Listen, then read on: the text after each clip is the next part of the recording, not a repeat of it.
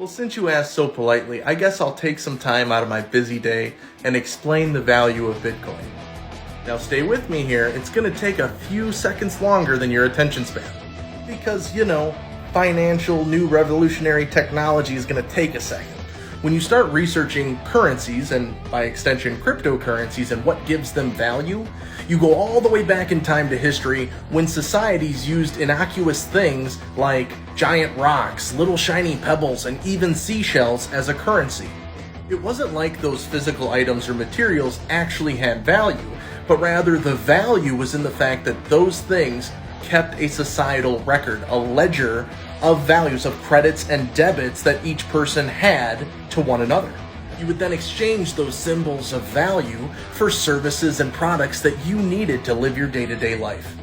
What actually gave those things value was the market deciding and agreeing with one another that those things had value.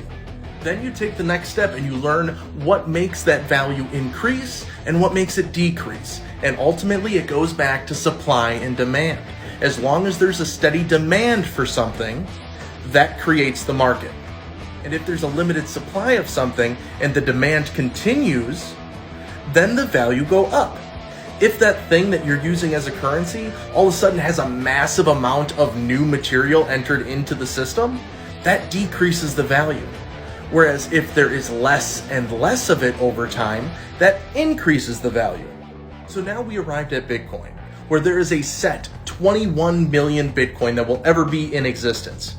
But every so often with a new technology, someone misuses it, Bitcoin gets lost. So there's actually significantly less than 21 million Bitcoin available to the open market. Over 12 or 13 years of Bitcoin's short existence, it's gone from just a few quiet nerds trading Bitcoin on the internet to tens of millions of users, including some of the world's most wealthy individuals, the people that have some of the best financial understandings on Earth, and some stupid people that just stumbled into it and decided to learn about it.